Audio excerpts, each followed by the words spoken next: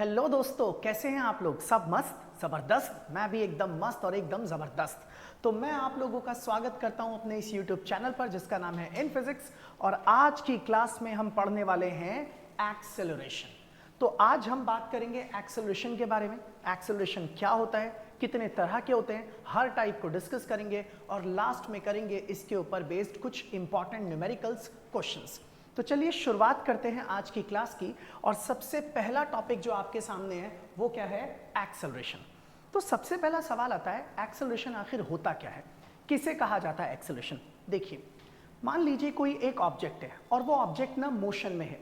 अब मोशन के दौरान अगर उसकी वेलोसिटी कांस्टेंट है तब तो ठीक है कि वो अपनी कांस्टेंट वेलोसिटी से चल रहा है, लेकिन अगर उस ऑब्जेक्ट की वेलोसिटी चेंज हो रही है तो फिर सवाल ये आता है कि उस ऑब्जेक्ट की वेलोसिटी कितनी तेजी से चेंज हो रही है। क्या वो इंक्रीज हो रही है, क्या वो डिक्रीज हो रही है, या सिर्फ उसकी डायरेक्शन चेंज हो रही है? तो अब ना किसी भी ऑब्जेक्ट के मोशन के दौरान उसकी वेलोसिटी में कितना चेंज आया, कितनी तेजी से आया, कितनी धीरे चेंज आया, इन सभी चीजों की स्टडी के लिए हमने एक टर्म बनाई और उस टर्म का नाम रखा गया क्या? एक्सेलरेशन। तो एक्सेलरेशन ये बताता है कि किसी भी ऑब्जेक्ट के मोशन के दौरान उसकी वेलोसिटी में जो चेंज आया, हम उसको समझने के लिए किसका इस्तेमाल करते हैं? एक्सेलरेशन। तो कहा जाता है the rate of change of velocity of an object is called acceleration. किसी भी ऑब्जेक्ट की वेलोसिटी का जो रेट चेंज होता है विद रिस्पेक्ट टू टाइम, हम उसी को बोलते हैं एक्सेलरेशन। और अगर देसी स्टाइल में समझना चाहें, बिल्कुल इजी लैंग्वेज में, तो आप ये कह सकते हैं कि अगर कोई भी ऑब्जेक्ट एक सेकंड में अपनी वेलोसिटी चेंज करता है तो कोई भी ऑब्जेक्ट एक सेकंड में जितनी वेलोसिटी चेंज करता है, आप उसी को क्या बोल सकते हैं? उसका एक्सेलरेशन। या फिर बोलिए यूनिट टाइम में जितनी भी वेलोसिटी चेंज होगी दैट इज कॉल्ड एक्सेलरेशन। अगर किसी ऑब्जेक्ट ने एक सेकंड में ज्यादा वेलोसिटी चेंज की तो एक्सेलरेशन ज्यादा, कम वेलोसिटी चेंज की तो एक्सेलरेशन कम, और अगर उस एक सेकंड में वेलोसिटी नहीं चेंज की तो इसका मतलब एक्सेलरेशन जीरो। जैसे मेरी बात सुनिएगा, सपोज कर लीजिए आपके पास इस तरह का एक स्ट्रेट रास्ता है, एक सीधी लाइन। इस रास्ते के ऊपर ना एक कार मोशन में है। मान लीजिए मैं इस तरह से ड्रॉ कर देता हूं। सपोज कर लीजिए ये रही एक कार और ये किस में है? मोशन में इस तरीके से चल रही थी। शुरुआत में मैंने इसकी वेलोसिटी जब चेक की तो वो थी 10 मीटर पर सेकेंड, और वो भी इस डायरेक्शन में, इस तरफ। कुछ देर बाद जब मैंने देखा तब इसकी वेलोसिटी बढ़ गई और बढ़ करके अब इसकी वेलोसिटी मान लीजिए हो गई कितनी? 50 मीटर पर second in this same direction. अब मान लीजिए वेलोसिटी 10 से 50 तक चेंज होने में सपोज कर लेते हैं कितना टाइम लग गया? 5 सेकंड का वक्त लग गया। तो अब आप क्या बोल सकते हैं कि हमारी इस कार ने 5 सेकंड में अपनी वेलोसिटी 10 से 50 तक पहुंचा दी। इसका मतलब कितनी वेलोसिटी चेंज हो गई? 50 माइनस 10, यानी कि आप इसे चाहें तो लिख सकते हैं 40 मीटर पर सेकंड। इसका मतलब है 5 सेकंड में वेलोसिटी कितनी चेंज हो गई? 40। और अगर 5 सेकंड में 40 मीटर पर सेकंड वेलोसिटी चेंज हुई तो एक सेकंड में कितनी वेलोसिटी चेंज हुई होगी? That is 40 divided by 5। इसे आप कट करेंगे तो आपका आंसर आएगा 8 मीटर पर सेकंड। इसका मतलब है हर सेकंड में आपकी गाड़ी की जो वेलोसिटी है वो 8 मीटर पर सेकंड की रफ्तार से चेंज हो रही है। यानी कि आप अगर इसे लिखेंगे तो लिख सकते हैं 8 मीटर पर सेकंड वेलोसिटी चेंज हो रही है इन एवरी सेकंड, वो भी हर सेकंड में। यानी कि पर सेकंड में वेलोसिटी कितने से चेंज हो रही है? 8 मीटर पर सेकंड। और यहां सेकंड और सेकंड दो बार आ गया और आप इसे मल्टीप्लाई करेंगे तो यहां पर आ जाएगा मीटर पर सेकंड स्क्वायर। इसीलिए एक्सेलरेशन की जो एसआई यूनिट है दैट इज मीटर पर सेकंड स्क्वायर। आप इसे ऐसे भी देख सकते हैं, जैसे मान लीजिए अगर मैं ये बोलता कि मेरी इस गाड़ी की वेलोसिटी u है और कुछ देर बाद इसकी वेलोसिटी बदल करके v हो गई, और ऐसा होने में जो टाइम लगा वो कितना लगा? t। तो आप इस चीज को ये कह सकते हैं कि मैंने ये देखा कि t टाइम में गाड़ी की वेलोसिटी कितनी चेंज हो गई? v minus you. भाई चेंज निकालना आता है ना, फाइनल माइनस इनिशियल, ये तो चेंज होता है। तो initial velocity u, final v, तो जो चेंज आएगा वो आ गया v माइनस यू। तो t टाइम में अगर v minus you velocity change हुई तो एक टाइम में यानी कि यूनिट टाइम में जो वेलोसिटी चेंज होगी दैट इज v माइनस में u अपॉन में t। और आप इसी को क्या बोलोगे? एक्सेलरेशन। तो a इज इक्वल टू क्या आ जाएगा? v माइनस यू अपॉन में t। This is the acceleration. ये समझाने के लिए था, बड़ी बेसिक सी सिंपल तरीके से मैंने आपको ये बात समझाई।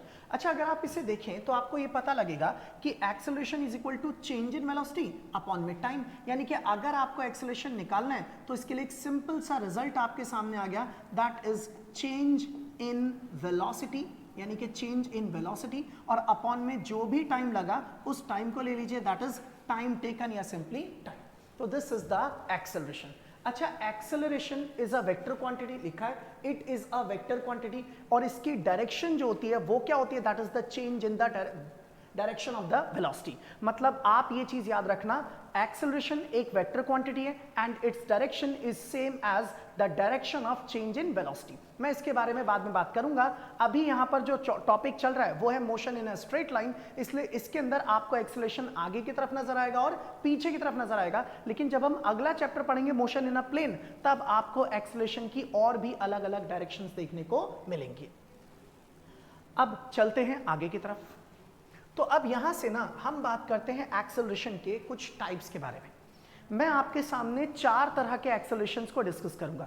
एक यूनिफॉर्म एक्सेलरेशन, दूसरा नॉन यूनिफॉर्म या फिर वेरिएबल एक्सेलरेशन, तीसरा एवरेज एक्सेलरेशन और चौथा इंस्टेंटेनियस एक्सेलरेशन। तो सबसे पहले हम बात करते हैं यूनिफॉर्म एक्सेलरेशन की। तो सुनिए ध्यान से, अगर कोई भी ऑब्जेक्ट मोशन कर रहा है और मोशन के दौरान उसका एक्सेलरेशन कांस्टेंट है, बदल नहीं रहा टाइम के साथ, उसके एक्सेलरेशन का मैग्नीट्यूड भी कांस्टेंट है और उसकी डायरेक्शन भी कांस्टेंट है, तो आप ऐसे मोशन को बोलोगे यूनिफॉर्मली एक्सेलरेटेड मोशन, और इस एक्सेलरेशन को आप लोग बोलोगे कांस्टेंट एक्सेलरेशन या फिर यूनिफॉर्म एक्सेलरेशन।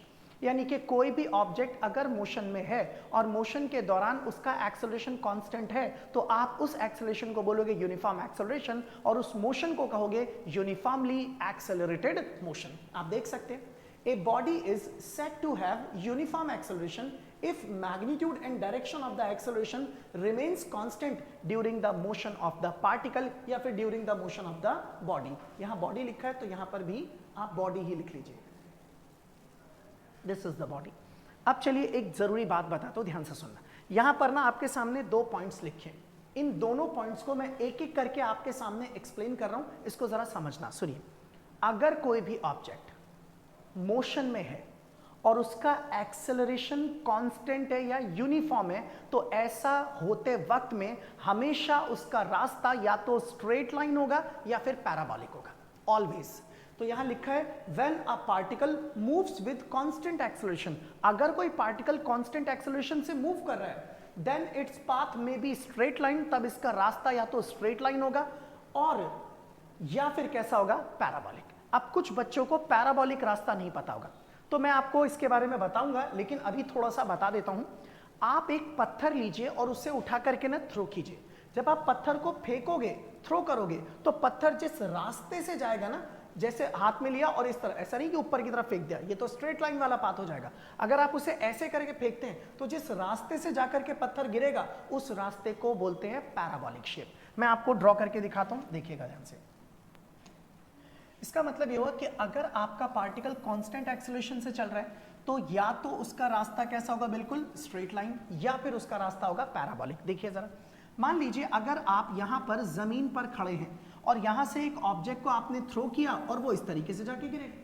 अगर ऑब्जेक्ट इस तरीके से जाके गिर रहा है, तो ये जो रास्ता आपको दिख रहा है ना, इस शेप को ही क्या बोलते हैं, पैराबोलिक शेप। और पता है, इस पैराबोलिक शेप को अगर आप देखें, समझें, तो जब आपने किसी ऑब्जेक्ट को ऐसे थ्रो किया ऊपर की ओर, तब इसके ऊपर जो एक्सेलरेशन लग रहा था वो नीचे की ओर लग रहा था, that is acceleration due to gravity.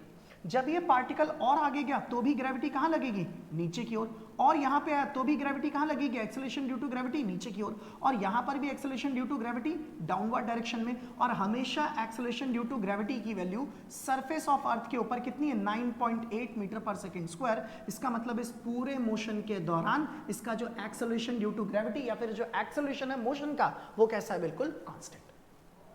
इसके अलावा मान लो मैं इस ऑब्जेक्ट को यहां से उठा करके ऊपर की तरफ फेंकता हूं, या ऊपर से कहां फेंकता हूं, नीचे, तो ऊपर जाते वक्त भी इसका एक्सेलरेशन 9.8, नीचे आते वक्त भी इसका एक्सेलरेशन 9.8। तो ये एक ऐसा मोशन हो गया जिसके दौरान एक्सेलरेशन कांस्टेंट है, यूनिफॉर्म है। तो आप ऐसे मोशन को बोल सकते हैं यूनिफॉर्मली एक्सेलरेटेड मोशन। यानी कि अगर कोई आपसे पूछे कि एग्जाम्पल दीजिए ऐसे मोशन का जिसमें एक्सेलरेशन कांस्टेंट है, तो आप सीधा बोल सकते हैं कि आप एक ऑब्जेक्ट को ऊपर से छोड़ दीजिए, जब वो फ्री फॉल में होगा, नीचे की ओर गिर रहा होगा बिना किसी हवा की रुकावट के, तब उसका जो मोशन होगा ना, आप उसे बोलेंगे यूनिफॉर्मली एक्सेलरेटेड मोशन, और उसका जो एक्सेलरेशन होगा वो कैसा होगा, यूनिफॉर्म, या यूं कहिए कांस्टेंट, और उसकी वैल्यू आप जानते हैं, दैट इज 9.8 मीटर पर सेकेंड स्क्वायर।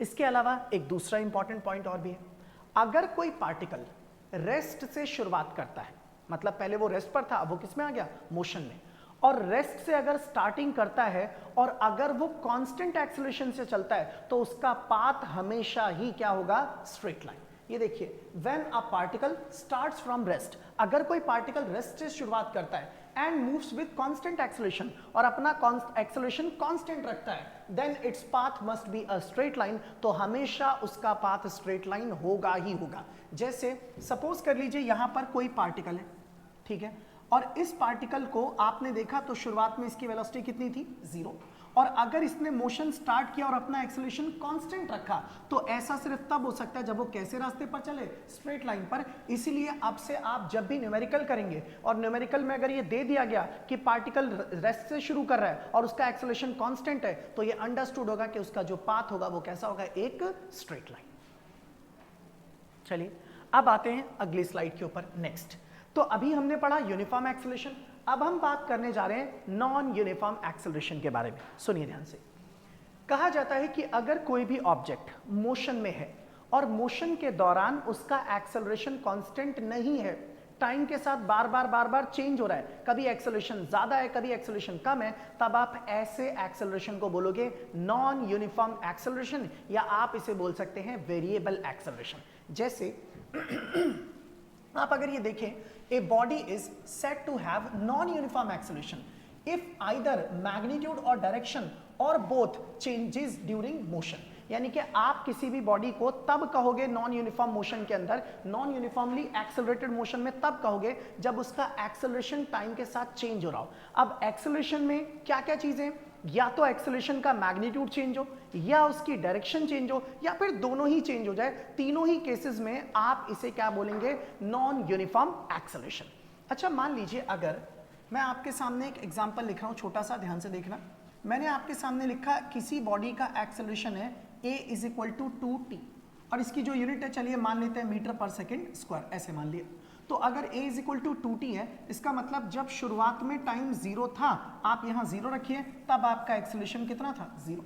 बाद में मान लीजिए थोड़ी देर बाद टाइम बदल के 1 हो गया, तब आपका एक्सेलरेशन कितना हो जाएगा, 2 × 1, अब ये हो जाएगा 2 मीटर पर सेकेंड स्क्वायर।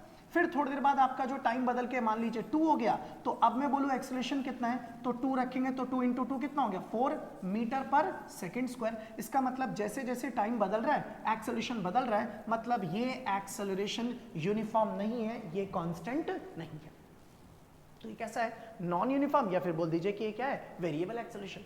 इसी तरीके से एक और एग्जांपल, मान लीजिए आपका पार्टिकल एक रास्ते पर है और मोशन करते हुए चल रहा है आगे की ओर। सपोज कर लीजिए पार्टिकल पहले यहां पर था, फिर जैसे जैसे वो आगे बढ़ता गया, उसका ये जो डिस्टेंस x है वो क्या होता जा रहा है, चेंज।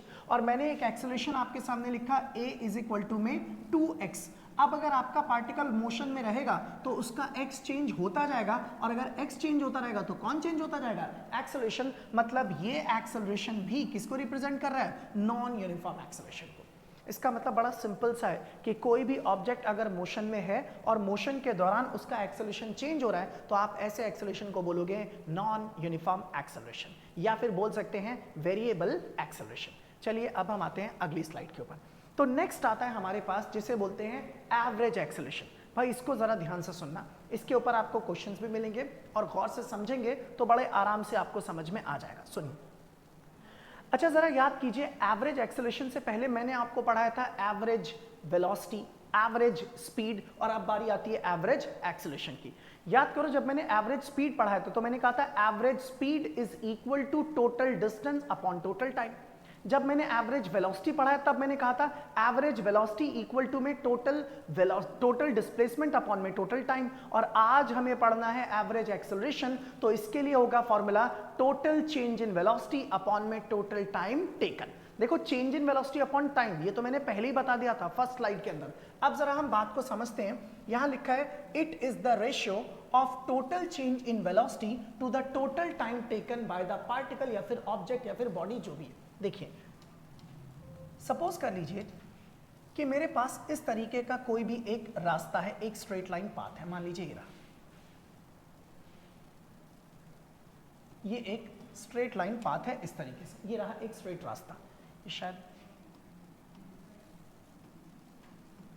ये एक स्ट्रेट रास्ता है। और यहां पर स्टार्टिंग में इस जगह पर क्या है, ओरिजिन। मान लो एक ऑब्जेक्ट चलता गया या कोई पार्टिकल चलता गया, चलते चलते जब वो यहां पहुंचा तब टाइम t1 था और उस वक्त पार्टिकल की वेलोसिटी क्या थी, v1। कुछ देर बाद जब वो यहां पहुंचा अब टाइम t2 हो गया और पार्टिकल की वेलोसिटी कितनी होगी, दैट इज v2। अब ना मुझे इसका एवरेज एक्सेलरेशन लिखना है, तो average acceleration a is equal to में क्या बोला, चेंज इन वेलोसिटी अपॉन में टाइम। तो मैं बोलूं चेंज इन वेलोसिटी कैसे निकलेगी, तो बोलोगे सर v1 इनिशियल वेलोसिटी और v2 फाइनल, तो आप निकालेंगे चेंज इन वेलोसिटी को v2 माइनस v1 से। और अपॉन में अगर हम टाइम की बात करें तो कितना टाइम लगा, तो ये फाइनल टाइम, ये इनिशियल टाइम, तो आप इसे क्या लिख सकते हैं, दैट इज t2 माइनस में t1। तो इस तरीके से ये आपके पास क्या आ जाएगा, एवरेज एक्सेलरेशन। और आप अगर इसे लिखना चाहें तो v2 माइनस v1 को क्या लिखेंगे, डेल्टा v, और t2 माइनस t1 को क्या लिखेंगे, डेल्टा t। तो this is the average acceleration. और साफ साफ दिख रहा है कि average acceleration is equal to the ratio of the change in velocity to the time taken. बस इसी के रेशियो को क्या बोलते हैं, एवरेज एक्सेलरेशन। तो आप इस तरह से इसको कर सकते हैं। चलिए अब आपके सामने ना ग्राफ से रिलेटेड एक बात समझाता हूं, ध्यान से सुनना। सपोज कर लीजिए मैं आपके सामने ना एक ग्राफ प्लॉट करने जा रहा हूं, एक सिंपल सा, और ग्राफ की मदद से एक्सेलरेशन आप कैसे निकालेंगे अब हम उसके बारे में बात करने वाले हैं। मान लीजिए मेरे पास ये रही एक एक्सिस, टाइम एक्सिस, और एक एक्सिस और मैंने यहां पर बना दी। सपोज कर लीजिए यहां पर मैं प्लॉट कर लेता हूं किसको, वेलोसिटी को, और यहां पर मैंने लिख दिया किसको, टाइम को। तो ये एक ग्राफ है, that is called velocity time graph. और मान लीजिए एक ऑब्जेक्ट है वो मोशन में है लेकिन उसका ग्राफ ना एक स्ट्रेट लाइन ग्राफ जा रहा है, मैं इसको ऐसा बना देता हूं, ये रहा स्ट्रेट लाइन ग्राफ। अब आप देखिए इसका मतलब क्या है, यहां पर ओरिजिन था, जैसे जैसे टाइम बढ़ रहा है वैसे वैसे वेलोसिटी भी बढ़ती जा रही है। इसका मतलब इसके अंदर वेलोसिटी चेंज हो रही है, मतलब ये एक्सेलरेशन का ग्राफ है। एक्सेलरेशन का ग्राफ मतलब है तो ये वेलोसिटी टाइम ग्राफ, लेकिन इस मोशन के अंदर एक्सेलरेशन मौजूद है। अब अगर मैं आपसे ये कहूं इस तरह से कि सपोज कर लीजिए जब आपका टाइम t1 था, t1 उस वक्त आपकी जो वेलोसिटी थी वो मान लीजिए कितनी थी, v1। कुछ देर बाद आपका टाइम बदल करके कितना हो गया, दैट इज t2, और तब आपकी जो वेलोसिटी है वो भी बदल गई और मान लीजिए अब वेलोसिटी कितनी होगी, दैट इज v2। अब अगर मैं इसे मिला दूं इस तरह से, अगर मैं इसको मिला दूं यहां से यहां तक इसे, और इसे भी इस तरह से मिला देते हैं, इसे इनको मिला दे तो ये तो एक ट्राइंगल बन गया ना, this is P, this is Q and this is R, और ये वाला एंगल कितना हो गया, 90 डिग्री। अगर ये वाला एंगल आपने थीटा मान लिया तो ये वाला एंगल भी कितना होगा, थीटा। अच्छा यहां से यहां तक की लेंथ कितनी है, t1, यहां से यहां तक की लेंथ कितनी है, t2। तो अगर ये t1 है ये t2 है तो ये वाला कितना आ जाएगा, दैट इज t2 माइनस में t1, this is t2 minus t1। और अगर इसकी बात की जाए तो ये पूरी लेंथ कितनी है, v2, और ये वाली लेंथ कितनी है, v1। तो ये जो निकल के आएगा आप इसी को क्या लिख सकते हैं, v2 माइनस में v1। और अगर ऐसे में मैं आपसे कहूं कि मुझे इस लाइन की स्लोप बताइए कितनी होगी, तो आप यहां पर देख सकते हैं मैं लिख रहा हूं this is in right triangle. कौन सा ट्राइंगल है, PQR, तो मैंने लिख दिया PQ and this is R। और अगर मैं इस ट्राइंगल में से स्लोप निकालता हूं, स्लोप किसको कहते हैं, tan थीटा को, तो इसमें से tan थीटा निकालेंगे तो परपेंडिकुलर अपॉन में बेस। तो परपेंडिकुलर आपके पास कितना है, v2 माइनस में v1, और बेस आपके पास कितना है, t2 माइनस में t1। और इसे गौर से देखिए, आप बोलोगे सर ये तो एवरेज एक्सेलरेशन A, इसका मतलब मैं अगर चाहूं तो इसकी जगह पर A लिख सकता हूं। तो यहां से मुझे पता लग गया कि जो tan थीटा है वो A के बराबर है। इसका मतलब आपका जो एवरेज एक्सेलरेशन है वो बराबर हो गया किसके, tan थीटा के, और ये जो tan थीटा है इसी को क्या बोलते हैं, स्लोप। इसका मतलब average acceleration is equal to slope of velocity time graph. यानी कि आपको कभी भी कोई वेलोसिटी टाइम ग्राफ दे दिया जाए और आपसे बोले कि बताइए कि P और R के बीच में कितना एवरेज एक्सेलरेशन है, तो आप P से R तक की एक लाइन को मिला लीजिए और उस लाइन की स्लोप निकाल दीजिए। उसकी जो भी स्लोप होगी ना वही आपको क्या देगा, एवरेज एक्सेलरेशन। तो ये बड़ा सिंपल सा तरीका था। हम ना जब आगे ग्राफिकल क्वेश्चंस करेंगे तब उनमें इन लॉजिक का इस्तेमाल जरूर करेंगे। मतलब अगर मैं ये कहूं कि इस ग्राफ की स्लोप ज्यादा तो एक्सेलरेशन ज्यादा, स्लोप कम तो एक्सेलरेशन कम, स्लोप जीरो तो एक्सेलरेशन जीरो, स्लोप पॉजिटिव तो एक्सेलरेशन पॉजिटिव, और स्लोप नेगेटिव तो एक्सेलरेशन भी कैसा होगा, नेगेटिव। चलिए एक और बात समझते हैं। मैंने ना स्लोप वाला कंसेप्ट सभी लोगों को पढ़ा रखा है। जिन बच्चों ने नहीं देखा ना वो भाई पिछला वाला लेक्चर ना जा करके एक बार देख लेना सही से, वहां पर आपको स्लोप की कहानी समझ में आ जाएगी, क्योंकि स्लोप का इस्तेमाल बहुत होगा इसके अंदर। इस तरीके से मैंने एक सिंपल सा एक इसकी कॉपी कर लेते हैं कुछ।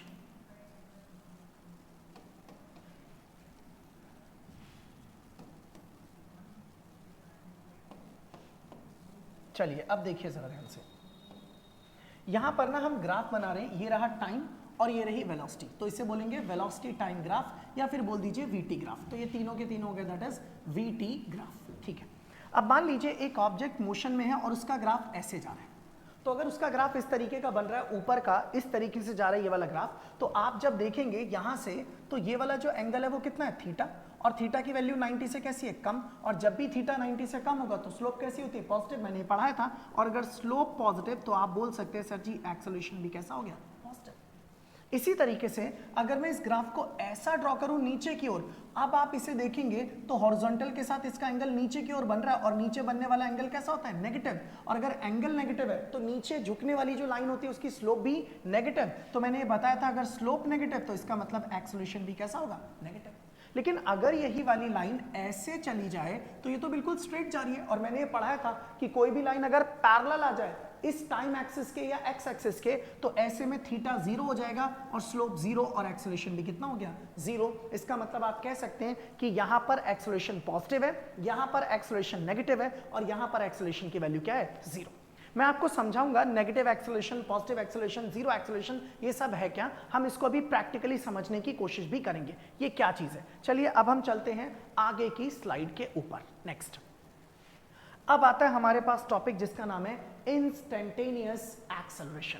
इसे भी बड़े गौर से सुनना भाई। मैंने आपको इससे पहले इंस्टेंटेनियस स्पीड पढ़ाया, इंस्टेंटेनियस वेलोसिटी पढ़ाया, अब आज हम बात करने वाले हैं इंस्टेंटेनियस एक्सेलरेशन की। किसी भी ऑब्जेक्ट या किसी भी पार्टिकल की किसी एक पर्टिकुलर इंस्टेंट ऑफ टाइम पर जो भी एक्सेलरेशन होता है हम उसी को बोलते हैं उसका इंस्टेंटेनियस एक्सेलरेशन। जैसे मान लीजिए मैंने आपसे बोला कि आप एक कार चला रहे हैं, और कार चलाते वक्त मैंने आपको फोन किया और तुरंत पूछा कि मुझे ये बताइए कि 9:12:15 इस पर्टिकुलर टाइम पर आपका एक्सेलरेशन कितना है, या अभी इस वक्त जब आप गाड़ी चला रहे हैं तुरंत उसी टाइम पर आपका एक्सेलरेशन कितना है। तो किसी एक पर्टिकुलर टाइम पर अगर एक्सेलरेशन पूछा जाए तो आप उसे बोलोगे इंस्टेंटेनियस एक्सेलरेशन। इसीलिए कहा जाता है it is the acceleration of a particle at a particular instant of time, यानी कि किसी एक पर्टिकुलर इंस्टेंट ऑफ टाइम पर किसी भी ऑब्जेक्ट का जो भी एक्सेलरेशन होता है हम उसे बोलते हैं उसका इंस्टेंटेनियस एक्सेलरेशन। अच्छा देखिए, वैसे आप लोगों को ना मैंने पढ़ाया कोई नया टॉपिक नहीं है, मैंने इंस्टेंटेनियस वेलोसिटी पढ़ाया था, इंस्टेंटेनियस स्पीड भी पढ़ाया था। अब हम बात करने जा रहे हैं इंस्टेंटेनियस एक्सेलरेशन के बारे में। तो अगर आप इसे लिखें तो देखिए जरा, इंस्टेंटेनियस एक्सेलरेशन को ना आप एवरेज एक्सेलरेशन से ही निकाल सकते हैं, और एवरेज एक्सेलरेशन के लिए हमने अभी भी पीछे पढ़ा a is equal to delta V upon में डेल्टा टी। बस अगर आपको, एक मिनट में इसका कलर चेंज कर, तो यहां पर लिख देते हैं इंस्टेंटेनियस एक्सेलरेशन के लिए a इज इक्वल टू में this is delta v upon में डेल्टा t। और मैंने ये बताया था कि अगर आपको इंस्टेंटेनियस वैल्यू निकालनी है तो बस ये जो डेल्टा t टेंड्स है ना, इसकी वैल्यू बहुत छोटी कर लीजिए, टेंड्स टू जीरो। और अगर आप इसे ऐसे लिखते हैं तो a की जगह a और delta v upon delta t, क्योंकि limit delta t tends to zero है तो आप इसे लिख सकते हैं dv अपॉन में dt, and this is your acceleration. तो अब की बार से इंस्टेंटेनियस एक्सेलरेशन निकालना है तो आप इसका इस्तेमाल करेंगे dv अपॉन में dt। अच्छा मान लो कोई ऑब्जेक्ट है और उस ऑब्जेक्ट की पोजीशन हमने चेक की और पता लगा कि उसकी जो पोजीशन है या उसकी जो वेलोसिटी है वो मान लीजिए कैसी है, बिल्कुल कांस्टेंट। अगर कोई ऑब्जेक्ट मोशन में है और मोशन के दौरान उसकी वेलोसिटी कांस्टेंट है, मैं अगर उसका एक्सेलरेशन निकालूं तो a की जगह a, d बाई dt की जगह d by dt as it is, और q की वेलोसिटी कांस्टेंट है तो v की जगह पर आप रख दीजिए कांस्टेंट। और मैंने ये सिखाया था कि कांस्टेंट का डेरिवेटिव क्या होता है, जीरो। इसका मतलब एक्सेलरेशन कितना आएगा, जीरो। यानी कि अगर कोई ऑब्जेक्ट मोशन में है और मोशन के दौरान उसकी वेलोसिटी कांस्टेंट है तो इसका मतलब उसके मोशन में जो एक्सेलरेशन है वो जीरो है, यानी कि एक्सेलरेशन उसमें है ही नहीं।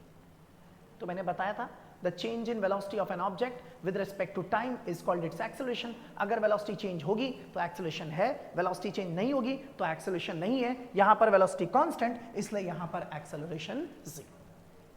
अच्छा, इसका मतलब जब भी इंस्टेंटेनियस एक्सेलरेशन निकालना है तो आप वेलोसिटी का टाइम के रिस्पेक्ट में डेरिवेटिव निकाल दीजिए, वही आपको क्या मिल जाएगा, एक्सेलरेशन। अच्छा, एक और चीज सुनिएगा ध्यान से।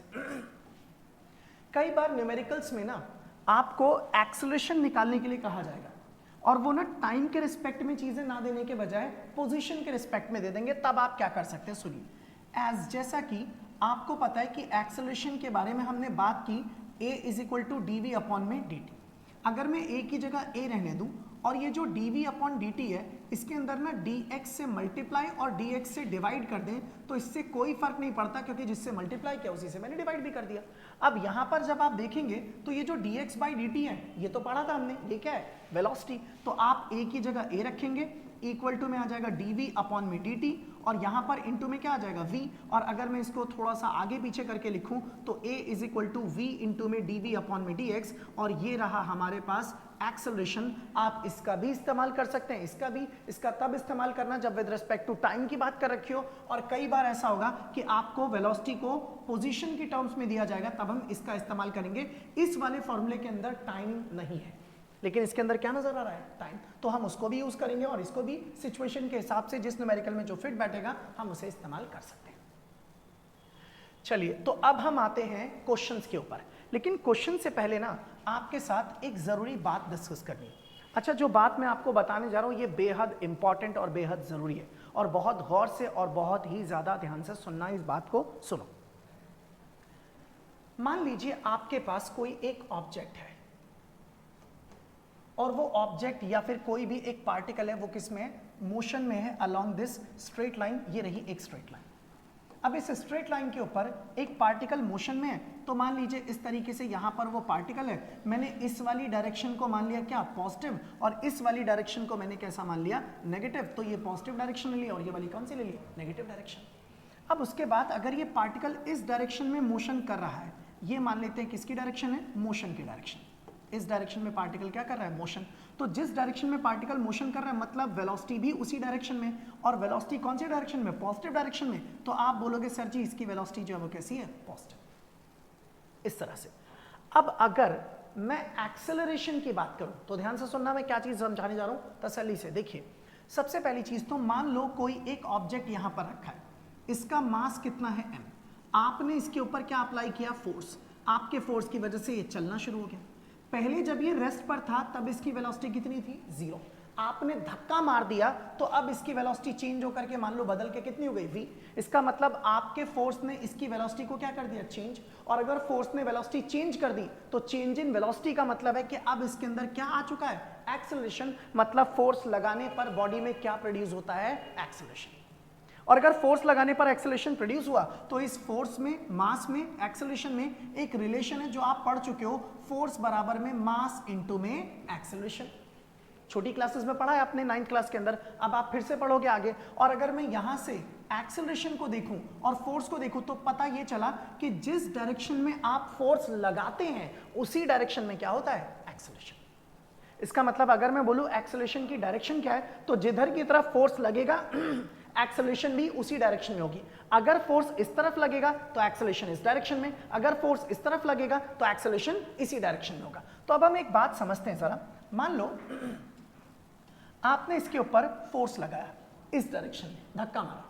अच्छा, अगर फोर्स इस डायरेक्शन में लगाया तो एक्सेलरेशन भी इसी डायरेक्शन में होगा, और वो भी पॉजिटिव डायरेक्शन में, तो एक्सेलरेशन भी कैसा हो गया, पॉजिटिव। अच्छा, एक बात बताओ, एक पार्टिकल नॉर्मल अपना चल रहा था, आपने एकदम से यूं धक्का मारा, तो भैया जिस डायरेक्शन में वो जा रहा था आपने उसी डायरेक्शन में फोर्स लगा दिया। इसका मतलब आपने उस पार्टिकल की वेलोसिटी को चेंज कर दिया, उसकी वेलोसिटी के मैग्नीट्यूड को बढ़ा दिया। और वेलोसिटी के मैग्नीट्यूड को आप चाहें तो बोल सकते हैं स्पीड, तो आप ये कह सकते हैं कि यहां पर आपने पार्टिकल की स्पीड को बढ़ा दिया। इसका मीनिंग ये हुआ कि अगर वेलोसिटी और एक्सेलरेशन दोनों सेम डायरेक्शन में, तो हमारी वेलोसिटी का मैग्नीट्यूड या यूं कहिए जो स्पीड है वो क्या हो जाएगी, इंक्रीज हो जाएगी, बढ़ जाएगी। ऐसे ही ये पहला केस था। एक और बात समझिए, दूसरा एक और केस देखते हैं जरा। मान लीजिए ये रहा आपके पास आपका एक स्ट्रेट पाथ, इस तरीके का एक रास्ता है, बिल्कुल ये स्ट्रेट पाथ है। अब की बार यहां पर आपका जो पार्टिकल है वो अभी भी मोशन में है और इस तरीके से मोशन कर रहा है, और ये वाली जो डायरेक्शन है वो हमने कैसी ले रखी है, पॉजिटिव। ये वाली डायरेक्शन मैंने कैसी मान रखी है, नेगेटिव। लेकिन अब की बार पार्टिकल आगे की ओर ना जाने के बजाय कहां की तरफ जा रहा है, पीछे की ओर। इसका मतलब अब की बार इसकी वेलोसिटी जो है वो कैसी हो गई, नेगेटिव, क्योंकि ये कहां जा रहा है, नेगेटिव डायरेक्शन में। इस डायरेक्शन में क्या कर रहा है, इस बार ये मोशन कर रहा है।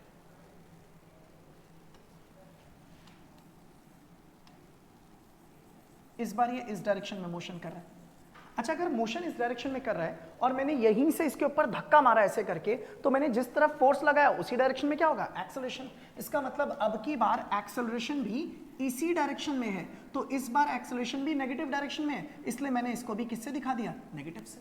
अब की बार एक्सेलरेशन और वेलोसिटी दोनों ही नेगेटिव है, लेकिन दोनों की डायरेक्शन कैसी है, बिल्कुल सेम। इस बार भी आपके ऑब्जेक्ट की जो वेलोसिटी है ना, उसका मैग्नीट्यूड क्या करेगा, इंक्रीज करेगा। मतलब इस बार भी मैं बोलना चाहूं तो बोल सकता हूं कि इस बार भी स्पीड ऑफ द पार्टिकल या ऑब्जेक्ट जो है वो क्या होगा, इंक्रीज। तो इससे हमें ये पता लगा कि चाहे वेलोसिटी और एक्सेलरेशन का साइन नेगेटिव हो चाहे पॉजिटिव हो, अगर वेलोसिटी और एक्सेलरेशन सेम डायरेक्शन में है अलोंग अ स्ट्रेट लाइन, तो हमेशा उनकी स्पीड बढ़ेगी या उनके वेलोसिटी का मैग्नीट्यूड क्या करेगा, इंक्रीज करेगा। अब हम एक तीसरी सिचुएशन और कंसीडर करते हैं। मान लीजिए ये रहा आपके सामने आपका एक स्ट्रेट रास्ता, और हमने यही माना हुआ है कि हमारा ये जो डायरेक्शन है वो कैसी मान रखी है, पॉजिटिव, और ये वाली डायरेक्शन जो है वो कैसी है, नेगेटिव। और मान लीजिए यहाँ पर आपका पार्टिकल है और इस बार ये पार्टिकल आगे की ओर जा रहा है, इसका मतलब पॉजिटिव डायरेक्शन में, इसलिए इसकी वेलोसिटी कैसी ले ली मैंने, पॉजिटिव। अब मान लीजिए अगर पार्टिकल यहाँ से चलते हुए इधर की तरफ आ रहा है, या मान लो कोई बॉल आ रही है यहाँ पर बहुत तेजी से मेरी ओर और मैंने उसके ऊपर कस के धक्का मारा, तो भैया मेरा फोर्स उसकी स्पीड को क्या कर देगा, कम, उसकी वेलोसिटी के मैग्नीट्यूड को क्या कर देगा, डिक्रीज। और अगर मैंने जिस तरफ फोर्स लगाया, हमारा एक्सेलरेशन भी उसी डायरेक्शन में होगा। मतलब अब जो एक्सेलरेशन है वो इस तरफ है, तो अब मैं चाहूं तो एक्सेलरेशन के लिए कैसा साइन यूज करूंगा, नेगेटिव साइन। इसका मतलब इस टाइम पर वेलोसिटी और एक्सेलरेशन दोनों एक दूसरे के अपोजिट डायरेक्शन में, और ऐसी सिचुएशन में अब की बार जो आपका पार्टिकल या आपकी जो बॉडी है उसके वेलोसिटी का मैग्नीट्यूड, या यूं कहिए कि उसकी जो स्पीड है वो क्या हो जाएगी, डिक्रीज। तो ओवरऑल इस पूरी कहानी से आपको एक बात समझ में आई, वो ये कि चाहे एक्सेलरेशन पॉजिटिव हो चाहे नेगेटिव हो, अगर एक्सेलरेशन और वेलोसिटी सेम डायरेक्शन में है तो मैग्नीट्यूड ऑफ वेलोसिटी बढ़ जाएगा या स्पीड बढ़ जाएगी यूं कहिए, और अगर एक्सेलरेशन और वेलोसिटी अपोजिट डायरेक्शन में है तब मैग्नीट्यूड ऑफ वेलोसिटी या फिर स्पीड जो है वो क्या हो जाएगा, डिक्रीज। मैं एक एग्जांपल देता हूं आपको, सुनना ध्यान से। यहां पर देखते हैं एक एग्जांपल, सिंपल सा। देखिए, मान लीजिए आपने जमीन से किसी एक ऑब्जेक्ट को ऊपर की ओर थ्रो किया, अपवर्ड डायरेक्शन। अगर आपने ऑब्जेक्ट को ऊपर की तरफ फेंका अपवर्ड डायरेक्शन में, तो भाई एक्सेलरेशन ड्यू टू ग्रेविटी कहां लग रही है, डाउनवर्ड डायरेक्शन। अब देखिए वेलोसिटी ऊपर की तरफ, v कहां पर है, ऊपर की तरफ, और एक्सेलरेशन कहां पर है, नीचे की तरफ, दोनों की डायरेक्शन अपोजिट। इसका मतलब अब ना आपकी वेलोसिटी का मैग्नीट्यूड क्या होगा, डिक्रीज, स्पीड क्या होगी, कम। इसीलिए आप किसी ऑब्जेक्ट को जब ऊपर फेंकते हैं तो ऊपर जाते वक्त उसकी वेलोसिटी, उसकी रफ्तार, उसकी स्पीड क्या होती जाती है, कम, और हाईएस्ट पॉइंट पर स्पीड कितनी हो जाती है, 0। अगर मान लीजिए यही ऑब्जेक्ट ऊपर जाने के बाद आपने ऊपर मान लो पकड़ के यहां से छोड़ दिया, जब आप छोड़ोगे तो ये कहां की तरफ गिरेगा, नीचे की ओर।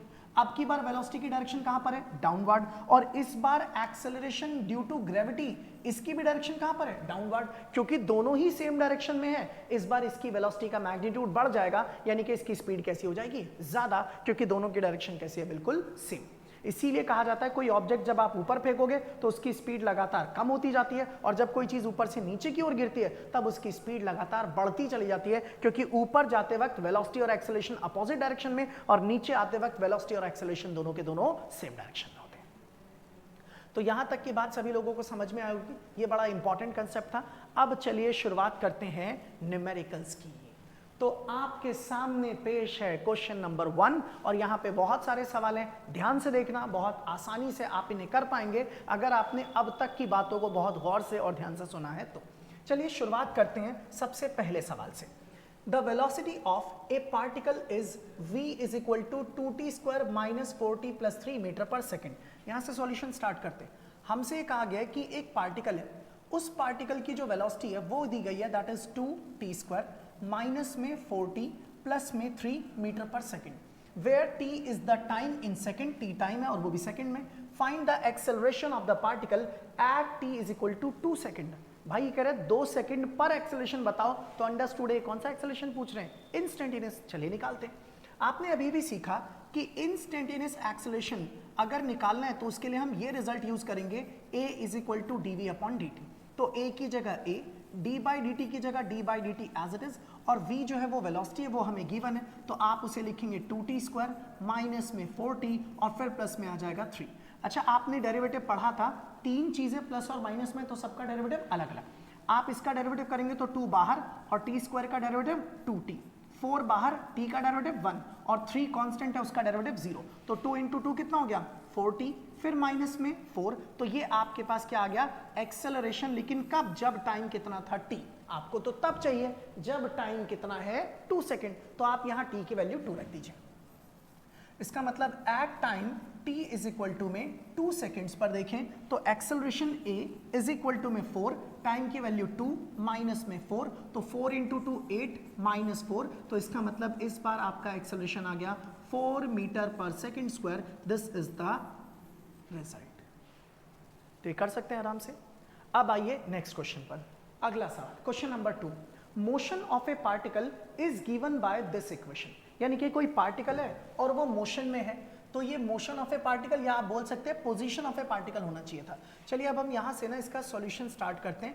पहले तो हमें ना पोजीशन दे रखी है s, s क्या गिवन है हमारे पास, s इज इक्वल टू में 3t cube plus 7t square, फिर यहां पर प्लस में दिस इज 14t और फिर प्लस 8, ये हमें गिवन है और वो भी मीटर में। The value of acceleration of the particle at time t is equal to 1 second, यानी कि जब टाइम 1 सेकेंड था तब आपको बताना है कि इसका एक्सेलरेशन क्या होगा। तो भैया पहले इससे वेलोसिटी निकालो, फिर वेलोसिटी से क्या निकालेंगे, एक्सेलरेशन। चलिए निकालना स्टार्ट करते हैं, देखिएगा ध्यान से।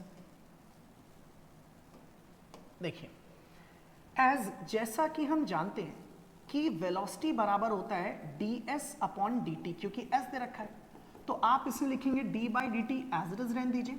s की जगह s रखिए, s की वैल्यू कितनी है, this is 3t cube plus में 7t का स्क्वायर प्लस में 14t और फिर प्लस में 8 और ब्रैकेट क्लोज। अगले स्टेप में आप इसे लिखेंगे, 3 को बाहर ले आइए, t क्यूब का डेरिवेटिव हो जाएगा 3 इंटू में t का स्क्वायर, फिर ब्रैकेट क्लोज प्लस 7 कांस्टेंट है बाहर आ जाएगा, t स्क्वायर का डेरिवेटिव 2t, फिर प्लस में 14, t का डेरिवेटिव 1 और 8 कांस्टेंट है तो उसका डेरिवेटिव 0। तो यहां से आपको v पता लग गया, 3 into 3 this is 9t square, 7 into 2 that is 14t और उसके बाद 14 इंटू 1 प्लस में आ गया 14, तो ये आपके पास क्या आ गई, इंस्टेंटेनियस वेलोसिटी। लेकिन हमें तो इंस्टेंटेनियस एक्सेलरेशन चाहिए, तो इसका फिर से डेरिवेटिव कीजिए ताकि एक्सेलरेशन मिल सके। तो आप लिखेंगे एज, जैसा कि हम जानते हैं कि एक्सेलरेशन होता है dv अपॉन में dt, तो a की जगह a और dv अपॉन dt का मतलब है इसे लिखेंगे d by D T, and what is your v, v ये रहा हमारे सामने, तो आप इसे लिखेंगे 9t का स्क्वायर प्लस में आ जाएगा दिस इज 14t और फिर प्लस में this is 14 as it is, तो 9 कांस्टेंट है बाहर आ गया, t स्क्वायर का डेरिवेटिव आ गया 2t, 14 की जगह पर 14, t का डेरिवेटिव 1 और इस 14 का डेरिवेटिव 0, तो आपका t टाइम पर जो एक्सेलरेशन आ गया वो आ गया 18t प्लस में दिस इज 14, तो this is the acceleration at time t। लेकिन हमें तो तब निकालना है जब टाइम कितना था 1, तो आप इसे निकाल सकते हैं at time t is equal to में 1 second, a is equal to में आ जाएगा 18, उसके बाद इंटू 1 प्लस में 14, तो ये मेरा रिजल्ट आ जाएगा 32 मीटर पर सेकेंड स्क्वायर। इसका मतलब मेरा option number B is correct. ठीक है, ये था क्वेश्चन नंबर 2। अब आइए अगले सवाल पर, क्वेश्चन नंबर 3, ये रहा आपके सामने। The position of a particle moving on x axis is given by this. तो भैया एक पार्टिकल है, उसकी पोजीशन हमें दी गई है, क्या पोजीशन है उसको भी जरा समझते हैं। देखिए सवाल में लिखा है कि x इज इक्वल टू क्या गिवन है, दैट इज 7t स्क्वायर, फिर माइनस में दिस इज 2t प्लस में 5, और ये पूछा गया है find number 1 the velocity of the particle at t is equal to 5। ये तो आसान है भैया, वेलोसिटी निकालनी है। तो सबसे पहले वेलोसिटी निकालते हैं। हम जानते हैं कि velocity, instantaneous velocity is v is equal to dx by dt, तो d बाई डी टी की जगह d by D T as it is, और यहाँ x की वैल्यू हमें पता है वो कितनी दे रखी है, that is 7t square minus में 2t और प्लस में 5। अब तीन चीजें प्लस माइनस में सबका डेरिवेटिव अलग अलग, 7 कांस्टेंट है बाहर आ जाएगा, 2t इसका डेरिवेटिव हो जाएगा t स्क्वायर का, फिर 2 बाहर आ जाएगा, t का डेरिवेटिव 1, 5 कांस्टेंट है उसका डेरिवेटिव 0, तो 7 इंटू 2 14t, फिर माइनस में 2, तो ये आपके पास आ गई वेलोसिटी तब जब टाइम t था, लेकिन आपको चाहिए तब जब टाइम कितना है 5, तो आप निकालेंगे at t is equal to में 5, तो यहां पर निकालते हैं t इज इक्वल टू 5 पर वेलोसिटी, तो v की जगह पर v, जब टाइम 5 है टाइम को 5 रख दीजिए, तो ये रहा 14 इंटू में 5 माइनस में 2, तो इसे मल्टीप्लाई करेंगे तो ये होगा 70 माइनस में 2, तो मेरा रिजल्ट आ गया 68 मीटर पर सेकेंड, तो this is the instantaneous velocity, और ये हमारे क्वेश्चन नंबर ए का आंसर आ गया। अब पार्ट बी में क्या पूछा है, the acceleration of the particle at time t is equal to 5, चलिए अब हम 5 टाइम पर, इसी टाइम पर एक्सेलरेशन भी चाहिए, तो अब ना एक्सेलरेशन के लिए यहां से शुरुआत करते हैं, नंबर बी, एक्सेलरेशन जो है a वो किसके बराबर होता है, dv अपॉन में dt की, तो a की जगह a, d by D T as it is जैसा है, और v हम निकाल चुके हैं, ये रहा v 14t माइनस 2, तो आप इसे लिखेंगे दिस इज 14t, फिर माइनस में आ जाएगा 2, अब दो चीजें माइनस में, फिर से दोनों का डेरिवेटिव अलग अलग, तो अगर आप डेरिवेटिव करेंगे तो 14 आ गया बाहर, t का डेरिवेटिव 1 और 2 कांस्टेंट है उसका डेरिवेटिव 0, तो एक्सेलरेशन इज इक्वल टू में आ गया 14 मीटर पर सेकंड स्क्वायर, तो दिस इज द एक्सेलरेशन, लेकिन हमसे ये तब पूछा गया है जब टाइम कितना है 5, लेकिन एक बात सुनो, इसमें कहीं टाइम है ही नहीं, इसका मतलब ये एक्सेलरेशन टाइम पर डिपेंड कर ही नहीं रहा, इसका मतलब ये कांस्टेंट एक्सेलरेशन है, इसका मतलब ये यूनिफॉर्म एक्सेलरेशन है, इसका मतलब ये जो मोशन है वो यूनिफॉर्मली एक्सेलरेटेड मोशन है, आप इसका एक्सेलरेशन चाहे t इज इक्वल टू 5 पर निकालो, 4 पर निकालो, 2 पर निकालो, आप कभी भी किसी भी टाइम पर निकाल दीजिए, ये एक्सेलरेशन की वैल्यू कैसी है, कांस्टेंट, क्योंकि इसके अंदर टाइम नजर नहीं आ रहा, तो t इज इक्वल टू 5 पर भी एक्सेलरेशन कितना रहेगा, 14 मीटर पर सेकेंड स्क्वायर। अब आता है इसका C part, average acceleration during the interval t is equal to 0 and t is equal to 5, चलिए इसको हम अगले पेज पर करते हैं। तो भाई सुनो ध्यान से, आप लोगों को एवरेज एक्सेलरेशन निकालना है, तो ये रहा एवरेज एक्सेलरेशन, और एवरेज एक्सेलरेशन के लिए अभी अभी हमने पढ़ा था v2 माइनस में v1, v2 माइनस v1, और अपॉन में आप इसे लिखेंगे दिस इज t2 माइनस में t1, तो एवरेज एक्सेलरेशन के लिए आपको v1 v2 t1 t2 यही तो चाहिए, तो चलो पता करते हैं क्या क्या हमें पता है, और फिर वो चीजें हम उसके अकॉर्डिंग निकालना स्टार्ट करते हैं। सबसे पहले आप लोगों को टाइम t1 दिया गया है, कितना टाइम है देखना जरा, 0, और दूसरा टाइम है 5, तो at time t is equal to 0, t1 है 0, और जो दूसरा वाला टाइम है दैट इज t2, वो आपके पास कितना है 5, तो हम एक काम करते हैं v1 और v2 निकालते हैं, तो पहले v देखो, v क्या आया था 14t माइनस 2, तो अगर मैं यहां से लिखना स्टार्ट करूं तो यहां पर लिख सकते हैं v इज इक्वल टू में क्या है 14t और फिर माइनस 2, मुझे v1 निकालना है, तो v1 इज इक्वल टू में 14 और टाइम कितना है 0 और फिर आ जाएगा माइनस 2, तो इसका मतलब v1 बराबर में आ जाएगा माइनस 2, ये मेरे पास v1 निकल के आ गया, आप चाहें तो इसकी यूनिट डाल दीजिए मीटर पर सेकेंड, इसको भी हम 5 सेकेंड लिख देते हैं। अब इसी तरीके से v2 अगर निकालना है तो इसी का इस्तेमाल करके v2 निकालते हैं, तो v2 इज इक्वल टू में आ जाएगा 14, t आपके पास कितना है 5 और फिर आ जाएगा माइनस में 2, तो 14 into 5 is 70 minus 2 this is 68, ये आ गया 68 मीटर पर सेकंड, तो ये आपके पास क्या निकल के आ गया v2। अब आपको v1 पता है, आपको v2 पता है, आपको t1 पता है, आपको t2 पता है, और आप बहुत समझदार भी हैं तो आप निकाल भी लीजिए आराम से। a की जगह पर a as it is, what is your v2, ये रहा 68, व्हाट इज योर v1, ये रहा minus 2, and what is your t2, t2 की वैल्यू 5 ये रहा, और t1 कितना है 0, तो 68 माइनस माइनस 2 ये हो गया 70, 70 डिवाइडेड बाय 5, 5 से कट करेंगे तो आ जाएगा 14, इसका मतलब एवरेज एक्सेलरेशन 0 से लेके 5 सेकंड के बीच में कितना है 14 मीटर पर सेकंड स्क्वायर, तो this is the final result. तो ये आसान सवाल था, आप आराम से इसको कर सकते थे। चलिए अब आते हैं अगले सवाल की तरफ, तो ये रहा अगला क्वेश्चन, क्वेश्चन नंबर 4, इसे भी देखते हैं जरा कैसे होगा। The motion of a particle along a straight line is described by the equation, ये इक्वेशन दे रखी है भैया, चलो देखते हैं जरा क्या इक्वेशन है, कलर चेंज कर देते हैं, यहां से शुरुआत करते हैं सॉल्यूशन की। तो हमें जो x गिवन है वो कितना दे रखा है, x इज इक्वल टू में दिस इज 8, फिर प्लस में दिस इज 12t और माइनस में आ जाएगा t का क्यूब, ये हमें गिवन है। Where x is in metre, t is in second, x metre में और टाइम सेकंड्स में।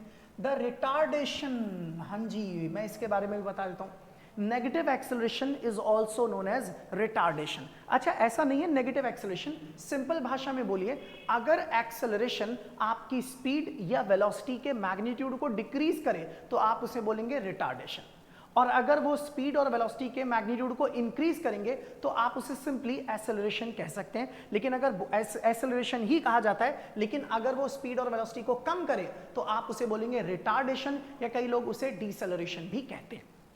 चलिए अब की बार रिटार्डेशन मतलब एक्सेलरेशन ही निकालना है, लेकिन वो नेगेटिव में आएगा, of the particle when its velocity becomes zero. Okay okay okay okay. अब आपको एक्सेलरेशन चाहिए यानी कि रिटार्डेशन चाहिए, वो भी तब जब वेलोसिटी जीरो है। अच्छा अब तक के सवालों में सीधा टाइम दे रहे थे कि जी टाइम 5 है, अब बताओ एक्सेलरेशन कितना है। अब टाइम नहीं दिया, कह रहे बताइए जब वेलोसिटी जीरो थी तब का एक्सेलरेशन कितना होगा। तो पहले पता करो भैया कब थी वेलोसिटी जीरो, उसके लिए पहले आपको वेलोसिटी निकालनी पड़ेगी। चलिए निकालते हैं। जैसा कि हम जानते हैं कि v बराबर क्या है, dx अपॉन में dt, तो फिर v की जगह v, d बाई dt की जगह d by dt, and what is your x, x is 8, plus में आ जाएगा 12t और फिर माइनस में आ जाएगा t का क्यूब। अब अगर हम इसका डेरिवेटिव स्टार्ट करें, यहां पर इस जगह पे ही कर देते हैं, 8 कांस्टेंट है 0 हो गया, 12t के लिए 12 आ गया, t का डेरिवेटिव 1 और t क्यूब का डेरिवेटिव हो गया 3t का स्क्वायर। इसका मतलब आपकी इंस्टेंटेनियस वेलोसिटी आ गई 12 माइनस 3t स्क्वायर, तो दिस इज 12 माइनस में 3t स्क्वायर, तो ये रही वेलोसिटी एट टाइम t। लेकिन हमें ये पता करना है कब वेलोसिटी जीरो थी, तो आप यहां पर वेलोसिटी को जीरो रखो, इक्वल टू में आ जाएगा 12 माइनस में 3 इंटू में t का स्क्वायर, 3t स्क्वायर इधर ले आइए तो ये प्लस का हो जाएगा, तो 3t square is equal to में 12, और अगर मैं t स्क्वायर निकालूंगा तो 3 से 12 को कैंसिल कर दीजिए, t स्क्वायर इज 4, इसका मतलब t इज इक्वल टू आ जाएगा 2 सेकेंड्स। इसका मतलब जब टाइम 2 था तब वेलोसिटी जीरो थी, और इसी टाइम पर मुझे बोला गया क्या निकालने के लिए, एक्सेलरेशन। तो चलिए निकालते हैं एक्सेलरेशन। इसका मतलब एक्सेलरेशन निकालने के लिए पहले तो हम a इज इक्वल टू लिख देते हैं dv अपॉन में dt।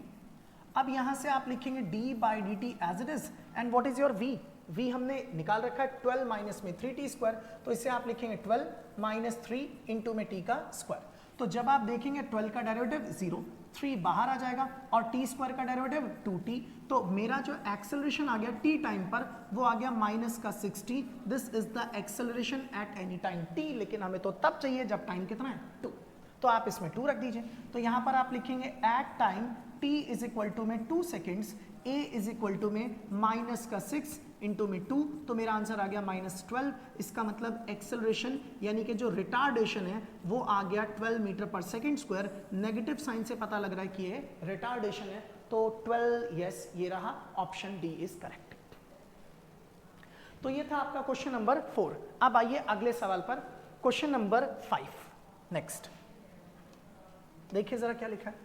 A particle moves along a straight line such that, एक पार्टिकल मूव कर रहा है एक स्ट्रेट लाइन पर इस तरह से कि its displacement at any time t is given by this, किसी टाइम t पर उसका डिस्प्लेसमेंट इतना है मीटर में, the velocity when the acceleration is 0। Okay पिछले सवाल को देखिए जरा, इसमें बोला है एक्सेलरेशन यानी कि रिटार्डेशन जब वेलोसिटी 0 है, इसमें बोला हुआ है वेलोसिटी तब जब एक्सेलरेशन 0 है। तो अब ये उसी की तरह मिलता जुलता सवाल है, चलिए करते हैं, देखते हैं जरा ध्यान से। सॉल्यूशन यहां से शुरू करते हैं। सबसे पहले आपको क्या दिया गया है, पोजीशन s, s आपके पास जो है वो कितना है, that is t cube minus में 6t स्क्वायर, फिर यहां पर प्लस में आ जाएगा 3 इंटू में t, और फिर ये रहा +4, ये हमारे पास गिवन है।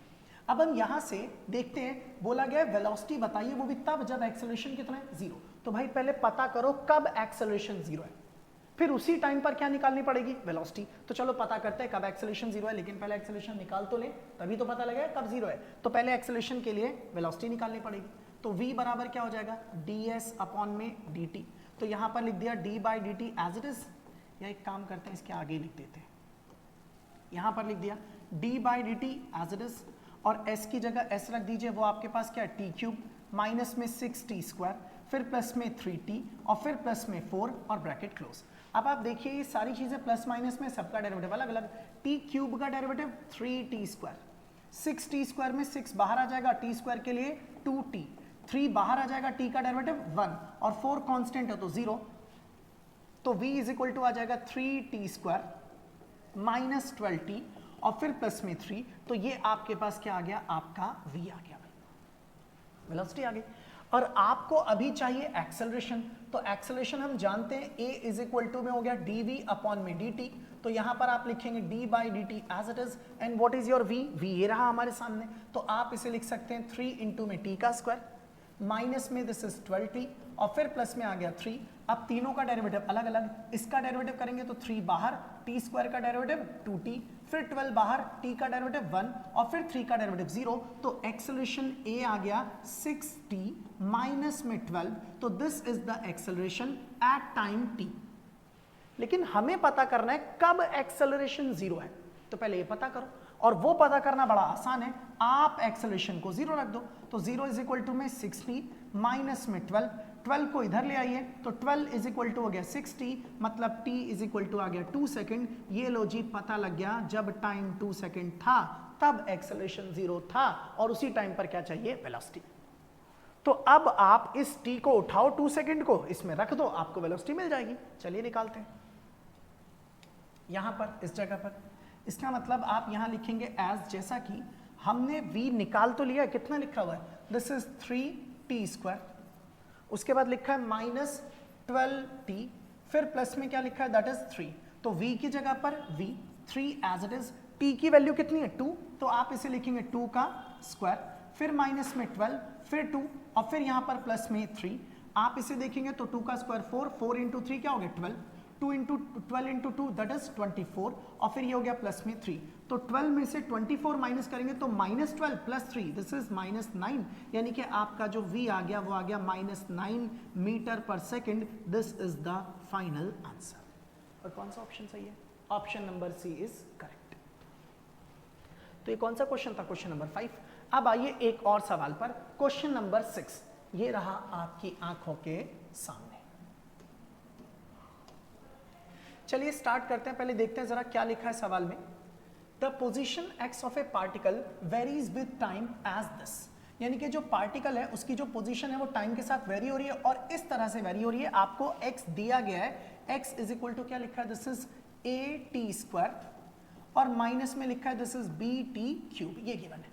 The acceleration of the particle is 0 at time t equal to, ये कह रहे हैं कि आप ये बताइए कि कौन से टाइम पर, यानी कि किस टाइम पर एक्सेलरेशन जो है वो 0 था। तो भैया पहले एक्सेलरेशन निकालना पड़ेगा, हमें क्या दे रखा है, पोजीशन, तो पोजीशन से पहले निकालेंगे वेलोसिटी, वेलोसिटी से फिर निकालेंगे एक्सेलरेशन, और पता करेंगे कि कब एक्सेलरेशन 0 था। देखते हैं, तो यहां से वेलोसिटी निकालने के लिए v बराबर आप लिखेंगे this is dx by dt, तो यहां पर मैंने लिख दिया this is d by dt as it is, and what is your x, x आपके सामने ये रहा, ये है at² माइनस में bt³, और दो चीजें माइनस में, दोनों का डेरिवेटिव अलग अलग, a बाहर आ जाएगा, t² का डेरिवेटिव आप जानते हैं कितना है 2t, फिर b बाहर ले आइए 3t² हो जाएगा, t³ का डेरिवेटिव दिस इज 3t²। तो फाइनली अगर मैं यहां लिखूं तो मुझे वेलोसिटी पता लग गई, और वेलोसिटी कितनी आ रही है, दैट इज 2at, ये रही वेलोसिटी, और माइनस में 3b इंटू में t का स्क्वायर, तो ये v आ गया इंस्टेंटेनियस वेलोसिटी।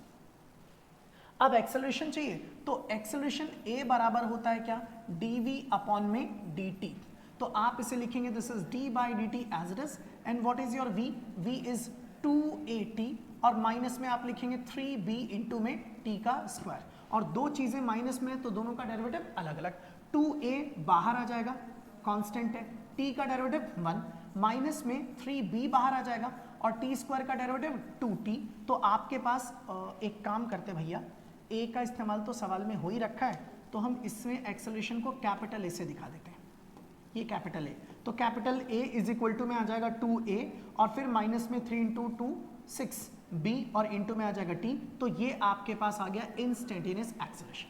लेकिन हमें एक्सेलरेशन के बारे में बताया गया कि कब एक्सेलरेशन 0 है, तो आप यहाँ 0 रखो और टाइम निकाल लो आराम से। चलिए निकाल करके दिखाते हैं आपको। तो इसका मतलब कब एक्सेलरेशन 0 है, तो हमें ये पता करना है what is the time when acceleration is 0। तो a अगर 0 है तो a आपको पता है, रख दीजिए यहाँ पर, आप इसे लिखेंगे 2a माइनस में 6b इंटू में t, और इक्वल टू में 0। भाई a की जगह a उठा के रख दिया मैंने, अब इसमें बराबर के उस साइड ले जाइए, तो minus 6bt is equal to में माइनस का 2a, माइनस से माइनस कैंसिल, और t इज इक्वल टू कितना आ गया 2a अपॉन में आ जाएगा 6b, इसको इससे कट कर दिया तो t इज इक्वल टू कितना आ गया a अपॉन में 3b and this is the time. तो ये रहा टाइम, और ये किससे मैच कर रहा है, a upon 3b, option number a, तो ये करेक्ट हो गया भाई। अब आइए नेक्स्ट क्वेश्चन पर, क्वेश्चन नंबर 7। ओके, इससे जरा ध्यान से देखना भाई सब लोग, देखिए इसमें ना डेरिवेटिव का इस्तेमाल होगा डिफरेंशिएशन का, और ना मैंने डिफरेंशिएशन का ना एक अलग से 2 क्लासेस लिए भाई। जिस बच्चे ने ढंग से देख रखी है उनको ये समझ में आ जाएगा, और नहीं देखी तो भाई जाके पहले उन दोनों क्लासेस को देख लो, वरना यहाँ पर आपको कुछ पल्ले नहीं पड़ेगा कि मैं क्या बता रहा हूँ। चलो सुनो, the displacement of a particle varies with time, यानी कि एक पार्टिकल है उसका डिस्प्लेसमेंट टाइम के साथ वेरी हो रहा है, और कैसे वेरी हो रहा है वो दिया गया है, मैं यहाँ पे लिख देता हूँ। सॉल्यूशन यहाँ से स्टार्ट कर रहे हैं, आपको क्या गिवन है x, तो x बराबर में क्या लिखा हुआ है, this is a e raise to the power minus alpha t, फिर लिखा है प्लस b, और फिर e raise to the power this is beta t, ये हमारे पास x है। Where a b alpha beta are positive constant, मतलब a b अल्फा बीटा मैं नहीं जानता क्या है इनकी वैल्यूज, बस इतना पता है कि ये कांस्टेंट है और क्या है, पॉजिटिव है। The velocity of the particle will B, आपको ये 4 ऑप्शन दे रखे हैं, तो ये कह रहे हैं कि वेलोसिटी ऑफ द जो पार्टिकल है, जो पार्टिकल की वेलोसिटी है वो कैसी है, go on decreasing with time, क्या वो टाइम के साथ डिक्रीज कर रही है, be independent of alpha and beta, क्या अल्फा बीटा पर डिपेंड नहीं करती, drop to 0 when alpha is equal to beta, goes on increasing with time, क्या टाइम के साथ वो इंक्रीज करता जाएगा। चलिए अब जरा समझते हैं कैसे होगा ये सब। हमसे पूछा गया है कि पार्टिकल की वेलोसिटी के बारे में बताइए, लेकिन देखो जब आप ना ऑप्शंस को अच्छे से देखेंगे तो पहले चलो वेलोसिटी निकालता हूं फिर समझाता हूं आपको ये बात। v इज इक्वल टू में dx बाई dt, क्यों निकाल रहा हूं वेलोसिटी, क्योंकि उसी के बारे में पूछा है, तो यहां लिखेंगे d by dt as it is, और x की जगह x रखिए तो ये रहा a e की पावर माइनस अल्फा t, फिर प्लस में आ गया b e की पावर आ जाएगी बीटा इंटू में t, ये एज इट इज। अब अगर आप डेरिवेटिव करेंगे तो a कांस्टेंट है, बाहर आ जाएगा, आपको डेरिवेटिव इसका करना पड़ेगा, किसका, d बाई डी टी। मैं एक एक स्टेप साफ साफ लिख रहा हूं ताकि कंफ्यूजन ना हो आपको, अल्फा t, फिर b कांस्टेंट है, बाहर आ जाएगा, फिर आपको डेरिवेटिव करना पड़ेगा किस चीज का, e raise to the power beta t का, तो मैंने इसको भी लिख दिया।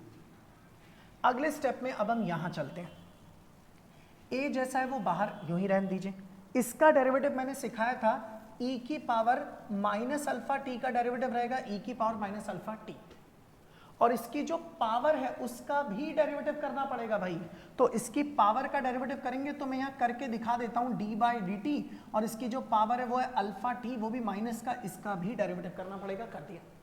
ऐसे ही इसके साथ भी करते हैं, बीच में आ गया प्लस, b की जगह b, जब इसका डेरिवेटिव करोगे e की पावर बीटा t, तो e की पावर बीटा t का डेरिवेटिव होता है e की पावर बीटा t, और फिर इसकी पावर का भी डेरिवेटिव करना पड़ेगा, तो d बाई डी टी, और यहां पर लिखना पड़ेगा आप लोगों को बीटा t। और इसके बाद से अगले स्टेप में a की जगह पर a, e की पावर माइनस अल्फा इंटू में t, माइनस अल्फा कांस्टेंट है, बाहर आ गया, t का डेरिवेटिव कितना हो गया 1, फिर बीच में आ गया प्लस, b की जगह b, e की पावर beta t as it is, फिर उसके बाद यहां से बीटा कांस्टेंट है, बाहर आ गया, और t का डेरिवेटिव क्या हो गया 1। अब आप इसे अगर लिखिए तो आपका काम हो गया आसान, आपको वेलोसिटी पता लग गई, ये लिख देते हैं a माइनस, ये ना, तो ये माइनस आगे ले आए a, उसके बाद अल्फा, फिर e की पावर माइनस अल्फा t, फिर उसके बाद यहाँ पर लिखेंगे प्लस में b, फिर यहाँ पर आ गया बीटा, फिर e की पावर आ जाएगी आपके पास बीटा t, तो ये आपका पहला काम हो गया, आपको क्या पता चल गया, वेलोसिटी के बारे में, तो v पता लग गया। अब देखो एक बात सुनना ध्यान से, आप इससे भी बता सकते हो, लेकिन ना मैं आपको एक सिंपल चीज समझाता हूँ, ध्यान से सुनना। इन्होंने बोला the velocity of the particle will be goes on decreasing, goes on increasing, ये वाला, drop to 0 when alpha is equal to beta, be independent of alpha and beta. अच्छा चलो सबसे पहले ना हम ऑप्शन नंबर बी की बात करते हैं, ऑप्शन नंबर सी की बात करते हैं, फिर हम बाकी ऑप्शंस को देखते हैं। B independent of alpha and beta, क्या देखना वेलोसिटी अल्फा और बीटा के ऊपर डिपेंड कर रही है कि नहीं कर रही, बोलोगे सर फॉर्मूले में अल्फा भी आ रहा है बीटा भी आ रहा है, तो वेलोसिटी अल्फा और बीटा दोनों पर डिपेंड कर रही है। ये कह रहे हैं independent of alpha and beta, तो भैया ये तो गलत हो गया। अब दूसरा, drop to zero when alpha is equal to beta, कह रहे कि जब अल्फा और बीटा को बराबर रख देंगे ना तब ये क्या हो जाएगी, जीरो नहीं हो पाएगी भाई। आप ये अल्फा की जगह अल्फा रख दो, यहाँ बीटा को भी अल्फा रख दो। अगर आपने बीटा को अल्फा रख दिया तो भी यहाँ पर ए रहेगा और यहाँ बी रहेगा, जिसकी वजह से ये दोनों इक्वल होंगे ही नहीं और कभी भी कैंसिल होकर जीरो नहीं देने वाले। इसका मतलब आप अल्फा और बीटा बराबर रख भी दोगे तो भी वेलोसिटी जीरो नहीं आएगी। इसका मतलब ये वाला ऑप्शन भी गलत हो गया। अब बाकी दो ऑप्शन बच गए, गोज ऑन डिक्रीजिंग और गोज ऑन इंक्रीजिंग। अच्छा, इनमें से कोई एक सही होगा, तो गोज ऑन इंक्रीजिंग और डिक्रीजिंग मतलब एक्सेलरेशन की बात कर रहे हैं। इसका मतलब आप एक काम करो, आप एक्सेलरेशन निकालो। अगर एक्सेलरेशन पॉजिटिव आया, जनरल सेंस में बता रहा हूं, तो अगर एक्सेलरेशन पॉजिटिव तो वेलोसिटी इंक्रीज करेगी और अगर एक्सेलरेशन नेगेटिव तो वेलोसिटी डिक्रीज करेगी। इसका मतलब इसे देख के ऐसा लगेगा अरे ये तो वेलोसिटी के बारे में पूछ रहे हैं, पूछ तो वेलोसिटी के बारे में रहे हैं, लेकिन चेंज की बात कर दी ना, तो इसका मतलब किसकी मदद से आप बता पाएंगे, एक्सेलरेशन की मदद से। तो चलिए पहले हम निकालते हैं इसका एक्सेलरेशन, और एक्सेलरेशन के लिए जगह नहीं बची, इसलिए हम अगले पेज की तरफ चलते हैं और वहां पर निकालेंगे इसके एक्सेलरेशन को। या निकल जाएगा यहीं पे? नहीं यार, अगले पेज पर ही निकालते हैं। तो पहले देख लेते हैं कि हमने जो वेलोसिटी निकाली थी वो v आया कितना था। तो यहां पर देखिए जरा, v कितना था, माइनस ए अल्फा ई की पावर माइनस अल्फा टी। तो ये रहा माइनस ए अल्फा ई की पावर माइनस अल्फा टी, और फिर प्लस में यहां पर आ जाएगा बी बीटा ई की power, this is beta T. एक बार चेक कर लेते हैं कोई गड़बड़ तो नहीं है ना? हाँ ठीक है, सेम लिखा है मैंने। अब हम इसका डेरिवेटिव करते हैं ताकि क्या निकाल सकें, एक्सेलरेशन। और मैं कलर चेंज कर लेता हूं इस बार। एक्सेलरेशन कैपिटल ए से दिखा रहे हैं क्योंकि स्मॉल ए इसके अंदर है, तो ए इज इक्वल टू हो जाएगा dv अपॉन में dt। फिर आप इसे लिखेंगे this is d by dt, और v की जगह v की वैल्यू माइनस ए इंटू में अल्फा e की पावर माइनस अल्फा t, फिर प्लस में आ जाएगा b, और ये रहा बीटा e की पावर हो जाएगा, this is not minus, this is e की पावर बीटा इंटू में t एज इट इज। अब आप देखेंगे तो minus a constant, alpha constant, इसका डेरिवेटिव करना है। अब डायरेक्टली लिख रहा हूं e की पावर माइनस अल्फा टी का डेरिवेटिव e की पावर माइनस अल्फा टी, लेकिन जो इसकी पावर है उसका भी डेरिवेटिव करना पड़ेगा। तो माइनस अल्फा और t का डेरिवेटिव कितना हो गया, 1, बीच में डाल देते हैं प्लस। अब उसके बाद इसका भी डेरिवेटिव करना है, तो b और beta as it is constant है, e की पावर बीटा टी का derivative e raise to the power beta T, और जब पावर का डेरिवेटिव करेंगे तो फिर से बीटा आएगा और t का डेरिवेटिव 1, और यहां से आपको मिलेगा एक्सेलरेशन। तो इसका मतलब आपका एक्सेलरेशन a जो है वो माइनस अल्फा और माइनस ए, ये दोनों क्या हो जाएंगे, प्लस, जिसकी वजह से आप उसे लिख पाएंगे a अल्फा, लेकिन अल्फा तो दो है तो इसलिए अल्फा का स्क्वायर, और यहां पर आ जाएगा e raise to the power minus alpha T. फिर बीच में आ गया प्लस, ये रहा बीटा और ये भी बीटा, तो इसे लिख देते हैं b, इंटू में आ जाएगा बीटा का स्क्वायर और e raise to the power आ गया बीटा t। अब आपके सामने एक्सेलरेशन आ गया, लेकिन जब आप इसे देखेंगे तो पता ये चलेगा कि भाई जितनी भी टर्म्स हैं a, अल्फा, b, बीटा, ये चारों ही सवाल में लिखी थी कैसी हैं, पॉजिटिव। अब क्योंकि ये सबकी सब पॉजिटिव है, अब बाकी बात आती है इनकी। याद रखना कभी भी e की कोई भी पावर हो, कोई भी पावर, कभी भी वो जीरो नहीं होती, वो ऑलवेज ही क्या होती है, e की कुछ भी पावर रख दो वो ऑलवेज जीरो से बड़ी होगी। इसका मतलब कैसे होगी, पॉजिटिव। अब आप सोचोगे ऐसा कैसे, मैं बताता हूं। e एक नंबर है जिसकी वैल्यू 2 से बड़ी और 3 से छोटी होती है। वैसे e की वैल्यू होती है 2.71। अब आप 2.71 की पावर नेगेटिव रख लो, पॉजिटिव रख लो, जीरो रख लो, किसी की भी पावर जीरो क्या होती है, 1, वो पॉजिटिव है। इसकी पावर पॉजिटिव रखोगे तो ये और बड़ा हो जाएगा, नेगेटिव रखोगे, अगर मान लो मैंने e की पावर -1 रख दी तो ये क्या बन जाएगा, 1 अपॉन ई, लेकिन रहेगा कैसा, पॉजिटिव। तो ये सारी चीजें मैं अलग कर रहा हूं। इसका मतलब हमें ये पता लगा ओवरऑल कि हमारा एक्सेलरेशन कैसा है, पॉजिटिव, और अगर एक्सेलरेशन पॉजिटिव है इसका मतलब वेलोसिटी क्या करेगी, इंक्रीज, और अगर इंक्रीज करेगी तो हमारा जो सही आंसर होगा वो होगा option number D, go on increasing with time. आप इसको ऐसे भी बता सकते थे कि टाइम जैसे जैसे बदलेगा वैसे वैसे इसकी वैल्यू इंक्रीज करती जाएगी, बट जिन बच्चों को मैथ्स के अंदर इस एक्सपोनेंशियल फंक्शन के बारे में नहीं पता उनको थोड़ी दिक्कत होती है, इसलिए मैंने इसको एक्सेलरेशन वाले लॉजिक से करवा दिया। अब आइए अगले सवाल पर, this is your question number 8, 8वां सवाल देखिए। A particle moves a distance x in time t according to the equation this. ये कह रहे कि एक पार्टिकल है वो x डिस्टेंस चला, और वो भी जिस रिलेशन के अकॉर्डिंग चला वो इक्वेशन हमें दी गई है। अब जो इक्वेशन दी गई है वो आप देख सकते हैं, क्या लिखा है, x इज इक्वल टू में दिस इज t प्लस में 5 और इसकी पावर कितनी है, -1। The acceleration of the particle is proportional to.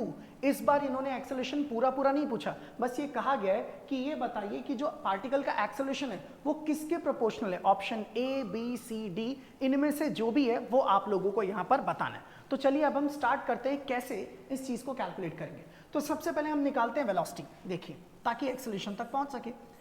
जैसा कि हम जानते हैं कि वेलोसिटी जो है वो किसके बराबर है, dx बाई dt। भाई सब लोग थोड़ा ध्यान देना इस पर, v की जगह v, d बाई dt की जगह d बाई dt, x की जगह x रखते हैं तो वो मेरे पास कितना हो गया, t प्लस में 5, इसकी पावर कितनी हो गई, -1। इसके अगले स्टेप पर आइए, अब यहां से v की जगह पर v रहने देते हैं। ये जो पावर है मैंने इसके लिए बताया था भाई, चेन रूल समझाया था मैंने, पहले आप पावर का डेरिवेटिव करेंगे, फिर फंक्शन का और फिर एंगल का। तो पावर इसकी -1 है तो ये पावर आ जाएगी मल्टीप्लाई में, और फिर ये जो है इसकी पावर में एक कम करना पड़ेगा, तो आप इसे लिखेंगे t प्लस में 5 और इसकी पावर हो जाएगी -1। जिन्होंने डेरिवेटिव नहीं पढ़ा वो डेरिवेटिव वाला लेक्चर देख लो, वरना उसके बिना ये समझ में नहीं आएगा। v की जगह v एज इट इज -1 ऐसे ही रहने दो, t प्लस में 5 और इसकी पावर कितनी हो जाएगी, -2। तो ये इसका डेरिवेटिव आ गया। अब इसके बाद अगर देखें तो आप इसे ऐसे भी तो लिख सकते हैं, ये माइनस ही लगा देता हूं सीधा यहाँ पे, ये आ गया इस तरीके से। अब मुझे चाहिए इसका एक्सेलरेशन, तो नाउ अब हम एक्सेलरेशन निकालते हैं। तो acceleration a is equal to में होता है dv अपॉन में क्या आ जाएगा, दैट इज dt, यही आएगा।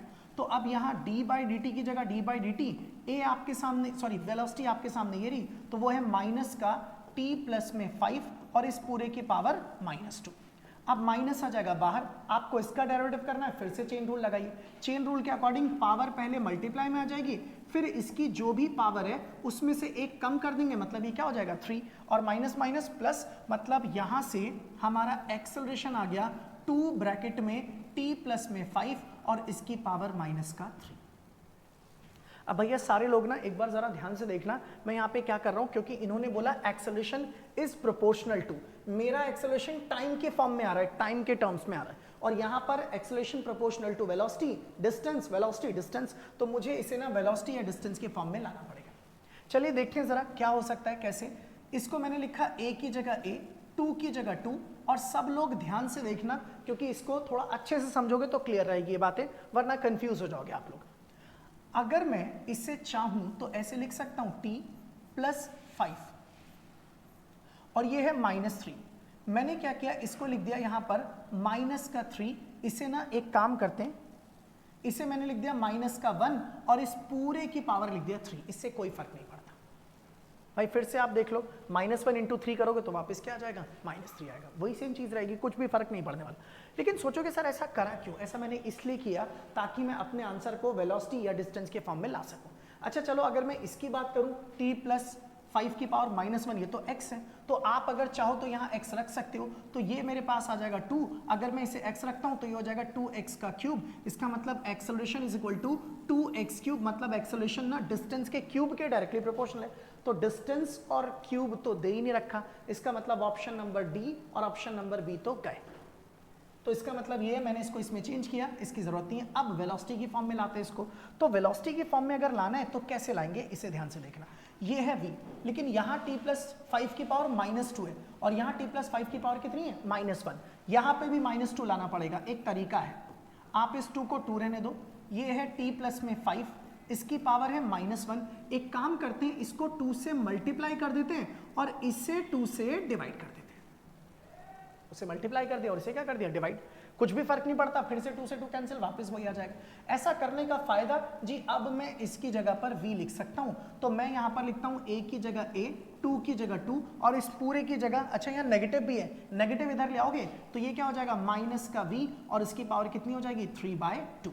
और यहां से अगर आप देखें तो पता लगेगा your acceleration is proportional to v raise to the power 3/2, मतलब वेलोसिटी की power 3/2। Option number C is correct.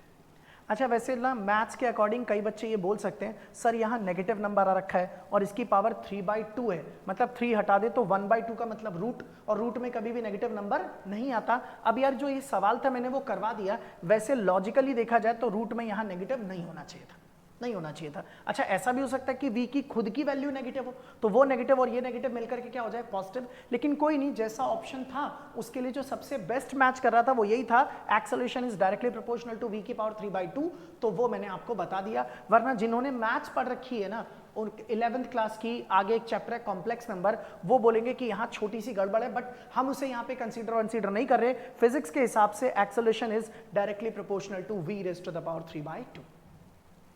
तो ये था क्वेश्चन नंबर 8। अब आइए अगले सवाल पर, क्वेश्चन नंबर 9। 9th क्वेश्चन, अब देखिए जरा क्या लिखा है इस क्वेश्चन के अंदर। 9th में लिखा है, ए particle of unit mass undergoes one dimensional motion. एक पार्टिकल है जिसका मास यूनिट है, यूनिट का मतलब एक किलोग्राम बोल दो या 1 ग्राम बोल दो, unit mass. One dimensional motion मतलब सीधे रास्ते में क्या कर रहा है, मोशन कर रहा है। Such that its velocity varies according to, कि इसकी जो वेलोसिटी है वो इसके अकॉर्डिंग वेरी कर रही है। अच्छा चलो देखते हैं वेलोसिटी दे क्या रखी है इन्होंने, सॉल्यूशन स्टार्ट करते हैं। वेलोसिटी है v इज इक्वल टू में कितना लिखा है, दिस इज बीटा, फिर यहाँ x और इसकी पावर क्या है, माइनस का 2n, where beta and n are constant. अच्छा जी, बीटा और n दोनों के दोनों क्या है, कांस्टेंट है। And x is the position of the particle, और x क्या है, पार्टिकल की पोजीशन है। The acceleration of the particle as a function of x is given by, अब इन्होंने बोला भाई एक्सेलरेशन बताइए, लेकिन इस बार एक्सेलरेशन को टाइम की टर्म्स में नहीं, किसकी टर्म्स में बोला गया है, एक्स की टर्म्स में। सारे ऑप्शन में सिर्फ क्या नजर आ रहा है, एक्स, इस बार टाइम नहीं है। तो चलो अब देखते हैं जरा कैसे निकालेंगे। अगर आप लोगों को याद हो तो मैंने आपको अभी थोड़ी देर पहले ये बात बताई थी कि एक्सेलरेशन को इन टर्म्स ऑफ एक्स ना आप इस रिलेशन से निकाल सकते हैं, a is equal to V into D V upon D X. और मैंने ये बताया भी था, मैं एक बार दोबारा से बता देता हूँ, याद दिला देता हूँ कि मैंने क्या कहा था।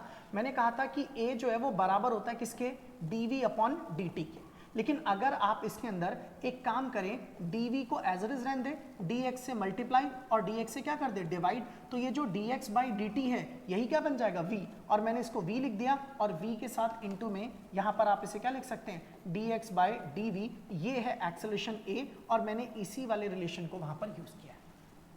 चलिए अब हम शुरू करते हैं अपने सवाल को इस जगह पर, और ये बड़ा सिंपल भी है, आराम से,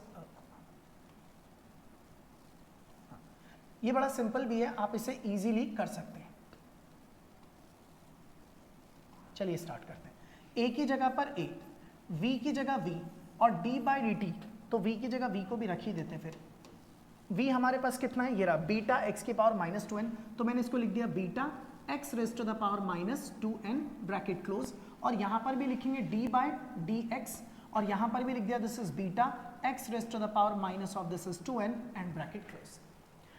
अगले स्टेप में बीटा की जगह beta as it is, x की पावर माइनस 2n भी एज इट इज, इसमें से बीटा कांस्टेंट ऐसा सवाल में लिखा है, आपको डेरिवेटिव करना पड़ेगा x की पावर माइनस 2n का, और इसका डेरिवेटिव क्या होता है, पावर को आप मल्टीप्लाई कर दीजिए और जो भी पावर है उसमें से एक माइनस कर दीजिए। अब आपके सामने आपका रिजल्ट आ ही गया ऑलमोस्ट। देखिए जरा यहाँ पर आप देखेंगे बीटा और बीटा ये दोनों मिलके बीटा स्क्वायर हो जाएंगे।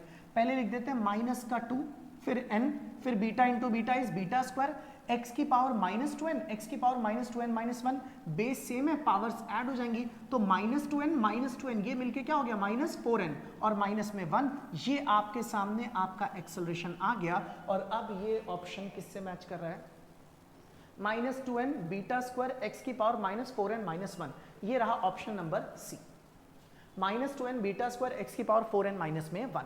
तो ये था आपका क्वेश्चन नंबर 9। अब आइए नेक्स्ट क्वेश्चन पर, this is your question number 10। अब इस 10th क्वेश्चन में क्या लिखा है, the relation between time and distance is this, t is equal to, यानी कि टाइम और डिस्टेंस के बीच में रिलेशन दिया गया। क्या रिलेशन है, t इज इक्वल टू में अल्फा इंटू में x का स्क्वायर प्लस में बीटा इंटू में x, where alpha and beta are constant then find retardation. Alpha और बीटा कांस्टेंट है, आपको रिटार्डेशन निकालना है, मतलब एक्सेलरेशन निकालना है, वो नेगेटिव आएगा अपने आप ही। अच्छा देखो इस बार प्रॉब्लम क्या है, हर बार जब भी a निकालना होता था तो आपको मैं बताता था कि आप ये यूज कर लो dv अपॉन में dt, फिर आपको पहले v निकालना पड़ता था तो v के लिए लिखते थे dx अपॉन dt, मतलब आपको x चाहिए ताकि x का डेरिवेटिव करके v निकाल पाओ, v चाहिए ताकि v का डेरिवेटिव करके a निकाल पाओ, और तब हमारा आंसर आ जाएगा। लेकिन इस बार इन्होंने x दिया ही नहीं, इन्होंने t और x के बीच में क्या दे दिया, रिलेशन। अब इस रिलेशन की मदद से पहले निकालिए वेलोसिटी, फिर वेलोसिटी की मदद से निकालिए एक्सेलरेशन, और तब आपके सामने आपका रिजल्ट आएगा। चलिए देखते हैं जरा कैसे होगा ये सवाल, गौर से सुनना। देखो भाई, मैं आपको यहां समझाता हूं कि मुझे ना ये पता है कि मुझे वेलोसिटी निकालनी है v, और अगर v निकालना है तो v जो है वो बराबर होता है किसके, dx अपॉन में dt के। लेकिन x दिया होता तो मैं t के रिस्पेक्ट में इसका डेरिवेटिव कर देता, x तो दे ही नहीं रखा इन्होंने। अब x नहीं दे रखा तो अब हम करें तो करें क्या, हम एक काम कर सकते हैं, इसमें से dx बाई dt नहीं निकाल सकते तो क्या हुआ, dt बाई dx तो निकाल सकते हैं ना भाई। तो अब आप इसका इस्तेमाल कीजिए और निकालिए dt अपॉन में dx। तो आप इसे लिखेंगे d बाय dx और t की जगह t रखिए, t आपके पास क्या है, अल्फा x का स्क्वायर, प्लस में यहाँ पर आपके पास क्या आ जाएगा, बीटा x। अब दो चीजें प्लस में है तो दोनों का डेरिवेटिव अलग अलग, अल्फा बाहर आ गया, x स्क्वायर का डेरिवेटिव 2x, बीटा बाहर आ गया, x का डेरिवेटिव क्या हो जाएगा 1। तो आपका आंसर कितना आ जाएगा 2 अल्फा x और प्लस में बीटा। याद रखिए ये हमने जो निकाला this is your dt upon में dx। अच्छा, अगर dt अपॉन dx इसको मैं पलट दूं, इसका रेसिप्रोकल निकाल दूं, तो यही चीज क्या बन जाएगी, dx अपॉन में dt, और dx अपॉन dt की वैल्यू भी क्या आ जाएगी 1 अपॉन में 2 अल्फा x और प्लस में बीटा, और यही dx अपॉन dt वेलोसिटी है। तो लो जी, पहला काम तो हो गया, वेलोसिटी पता लग गई, v इज इक्वल टू में 2 अल्फा x प्लस में बीटा, तो v मिल गया। अब मुझे चाहिए क्या, एक्सेलरेशन। चलिए अब एक्सेलरेशन निकालते हैं, वो भी आसान है हमारे लिए। एक्सेलरेशन हम जानते हैं a बराबर में हो गया dv अपॉन में dt, हम इसको निकालते हैं। लेकिन पता है आप इसको देखिए जरा, इसके v के फॉर्मूले में क्या दिख रहा है, x, इसलिए बेटर है हम इसे ना यूज करें। इसके अलावा हम बेटर रहेगा x वाला ही रिलेशन इस्तेमाल करें, वो थोड़ा आसान रहेगा हमारे लिए। तो हम इसको लिख देते हैं v, और यहाँ पर यूज कर लेते हैं dv अपॉन में dx। फिर आप v को v रहने दीजिए, और ये जो dv अपॉन dx है इसमें d बाई dx ऐसे रहने दो, और v की जगह v की वैल्यू रख देते हैं, वो है मेरे पास 1 अपॉन में 2 अल्फा। या एक काम करते हैं, यहाँ ना लिखने के बजाय पहले इसको यहाँ पे लिख देते हैं ऐसे करके, this is 2 alpha x plus beta इसकी पावर -1।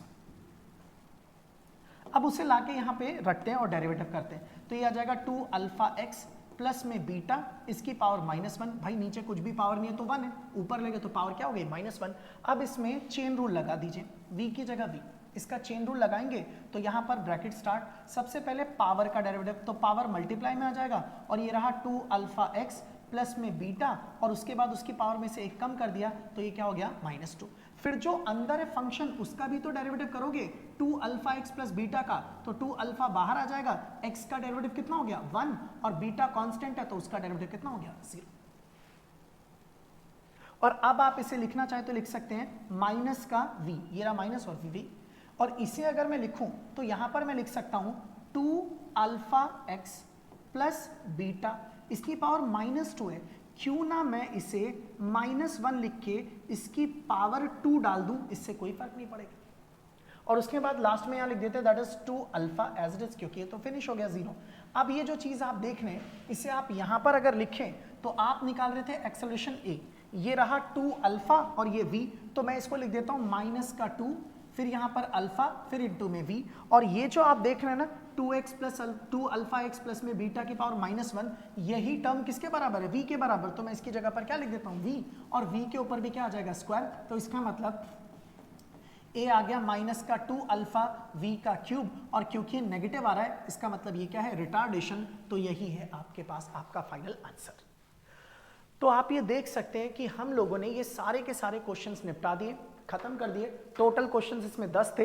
तो आज की क्लास में मैंने एक्सेलरेशन का जो भी लॉजिक था वो आपके साथ डिस्कस किया, और इसके ऊपर ये सारे क्वेश्चंस किए। ये सारे काफी अच्छे क्वेश्चंस थे, मैंने ढूंढ करके तसल्ली से इनको सिलेक्ट करके इसके अंदर डाला इस लेक्चर में। अब आप लोगों का एक छोटा सा काम है, सभी बच्चे अपना एक रजिस्टर, जो आपको मैंने पहले भी बोला था बना के रखिए, और ये मैं हर क्लास में याद दिलाऊंगा कि एक रजिस्टर जरूर बनाओ जिसके अंदर ये सारी चीजें नोट करो, अपने नोट्स खुद बनाओ। और इनको एक बार अपने हाथ से लिख करके जरूर देखो। अगर आपने बैठ के सिर्फ लेक्चर देख लिया, इससे कुछ भी नहीं होगा। आप लोग लेक्चर देखोगे, थोड़े दिन बाद ये भूल जाओगे। जब तक आप अपने हाथों से इसे प्रैक्टिस नहीं करते, खुद लिख कर नहीं देखते, आपको ये चीजें याद नहीं रहने वाली। लेकिन फिर भी जो मेरे भाई बहन थोड़े आलसी हैं, वो अगर चाहें तो इसके पीडीएफ को हमारे टेलीग्राम चैनल से डाउनलोड कर सकते हैं और हमारे चैनल का लिंक मिलेगा हमारी इस वीडियो के डिस्क्रिप्शन में। और तब तक के लिए सब लोग पढ़ते रहें, मस्त रहें, जबरदस्त रहें और देखते रहें इन फिजिक्स को।